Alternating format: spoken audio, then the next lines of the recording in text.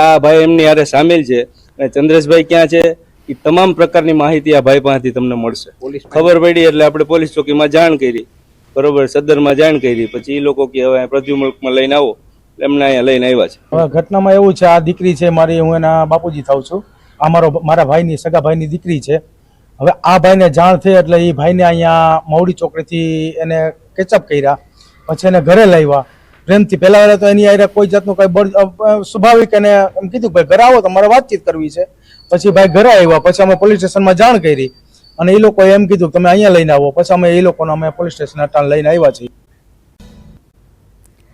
તો રાજકોટમાં સમૂહ લગ્ન ઠગાઈ કેસમાં ખુલાસા થયા છે. મુખ્ય આરોપી તો ન પકડાયો પરંતુ મિત્ર પકડાઈ ગયો છે.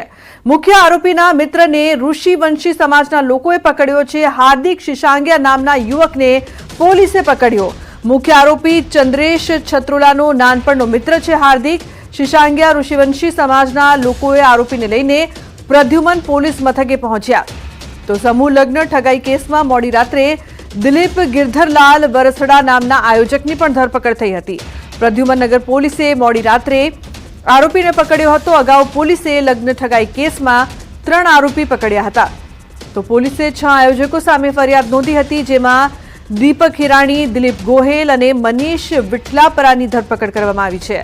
પ્રાથમિક પૂછપરછમાં 4 આરોપીઓનું કહેવું છે કે તેમણે પોતાનું નામ રોશન કરવા માટે આવા કાર્યક્રમો યોજ્યા હતા. એટલું જ નહીં, બનાવ બાદ એટલે કે સમૂહ લગ્ન બાદ 4 આરોપીઓ આખી રાત મુખ્ય સૂત્રધાર ચંદ્રેશ છત્રોલાના સંપર્કમાં હતા. જે બાદ સવારે ચંદ્રેશ છત્રોલાએ ફોન સ્વિચ ઓફ કરી દીધા હોવાનું પૂછપરછમાં કબૂલ્યું છે. ઝડપાયેલા 4 આરોપીઓ સાચું બોલે છે કે નહીં તે ચંદ્રેશ છત્રોલા ઝડપાયા પછી ખુલાસા થશે. આમ હવે આ કેસમાં ધરપકડ કરાયેલા આરોપીઓ મુખ્ય સૂત્રધાર ચંદ્રેશથી છેડો ફાડી રહ્યા છે. તો સંવાદદાતા અંકિત લાઈવ જોડાયા છે રાજકોટથી વધુ માહિતી આપવા માટે. અંકિત, જે પ્રકારથી જે મુખ્ય સૂત્રધાર છે તે તો નહીં પરંતુ મિત્ર જરૂરથી પકડાયા છે, હવે શું અપડેટ છે આ સમગ્ર મામલે અંકિત? ચોક્કસ લુબના લેટેસ્ટ અપડેટની વાત કરીએ તો મુખ્ય આરોપી જે ચંદ્રેશ છત્રોલા છે તે 48 કલાકથી પણ વધુ સમય વીતી ચૂક્યો છે અને હજુ પણ પોલીસ પકડથી દૂર છે તે જોવા મળી રહ્યો છે. બીજી તરફ જે ઝડપાયેલા 4 આરોપીઓની વાત કરવામાં આવે તો ગઈકાલે તમામ આરોપીઓને છે તે કોર્ટમાં રજૂ કરવામાં આવ્યા હતા. સાથોસાથ કોર્ટમાં તેમના રિમાન્ડની પણ માગણી કરવામાં આવી હતી. ત્યારે નામદાર કોર્ટ દ્વારા જે ઝડપાયેલા 4 આરોપીઓ છે કે જેમને કોર્ટમાં રજૂ કરવામાં આવ્યા હતા તેમના 1 દિવસના રિમાન્ડ છે તે મંજૂર કરવામાં આવ્યા હતા અને હાલ જે તમામ જે 4 આરોપીઓ છે તેમના રિમાન્ડ છે તે પૂર્ણ થવાને આરે છે અને તેટલા જ માટે પ્રદ્યુમનનગર પોલીસ દ્વારા 4 આરોપીઓને છે તે કોર્ટમાં હાલ અત્યારે રજૂ કરવામાં આવ્યા છે. ત્યારે નામદાર કોર્ટ છે તે આરોપીઓના ફર્ધર રિમાન્ડ મંજૂર કરે છે કે કેમ, પોલીસ દ્વારા ફર્ધર રિમાન્ડની માગણી કરવામાં આવે છે કે કેમ, તે જોવું અતિ મહત્વનું બની રહેશે. બીજી તરફ હાલ અત્યારે જે સમાચાર સામે આવ્યા છે તે મુજબ મુખ્ય આરોપી કે જે ફરાર છે ચંદ્રેશ છત્રોલા, આ ચંદ્રેશ છત્રોલાનો જે બાળપણનો મિત્ર છે હાર્દિક શિશાંગિયા, તેની ખાસ કરીને જે સમૂહ લગ્નમાં જેમના પરિવારજનોએ નામ નોંધાવ્યા હતા પોતાના દીકરા અને દીકરીઓ માટે, આવા લોકો દ્વારા હવે ફરાર જે આયોજકો છે તેમની ભાડ મેળવવા માટે તેઓ હવે તલપાપડ એક કરી રહ્યા છે. અને કહી શકાય કે તે હાર્દિક શિશાંગિયાને હાલ અત્યારે ઝડપી પાડવામાં આવ્યો છે. હાર્દિક શિશાંગિયા કે જે મુખ્ય આરોપી ચંદ્રેશ છત્રોલાનો મિત્ર છે અને થોડીક જ વાર પૂર્વે પ્રદ્યુમનનગર પોલીસ સ્ટેશનની અંદર તેને લઈ જવામાં આવ્યો છે અને હાલ અત્યારે પ્રદ્યુમનનગર પોલીસ દ્વારા આ હાર્દિક શિશાંગિયા નામનો વ્યક્તિ છે તેમની પૂછપરછ કરવામાં આવી રહી છે.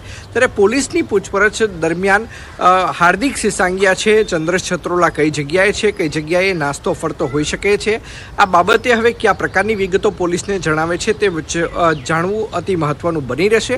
બીજી તરફ ગઈકાલે જે પ્રમાણની પ્રતિક્રિયા સામે આવી હતી, પોરબંદરના પૂર્વ સાંસદ રમેશભાઈ ધડુકનું પણ નિવેદન સામે આવ્યું હતું. રમેશ ધડુકે જણાવ્યું હતું કે આ લગ્નની અંદર ચંદ્રેશ છત્રોલા છે તે તેમની પાસે ગયો હતો. એક દાતા તરીકે દીકરીઓના કરિયાવર માટે તેમને 28 જેટલા મિક્સર આપ્યા હોવાની વાત છે તે ખાસ કરીને રમેશ ધડુક દ્વારા કરવામાં આવી છે. ત્યારે ચંદ્રેશ છત્રોલા છે તે હવે સાંસદને પણ બક્ષતો નથી. ટેકાવવા માટે થઈ જાવ તૈયાર. 5 દિવસ આકરી ગરમીના એંધાણ છે.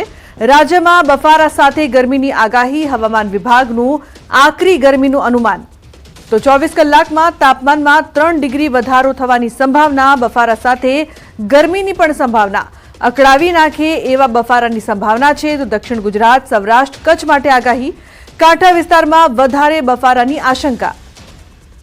તો મહત્વપૂર્ણ છે કે ઉનાળાની એન્ટ્રી તો થઈ છે, પરંતુ ગરમી છે તે ખૂબ વધશે. 5 દિવસ આકરી ગરમીના એંધાણ પણ જોવા મળી રહ્યા છે. આવનારા સમયમાં વધુ ગરમી, તે પણ બફારાની સાથે ગરમીની સંભાવના હવામાન ખાતા દ્વારા વ્યક્ત કરવામાં આવી છે. ખાસ કરીને દક્ષિણ ગુજરાત અને સૌરાષ્ટ્ર, કચ્છ માટે આગાહી.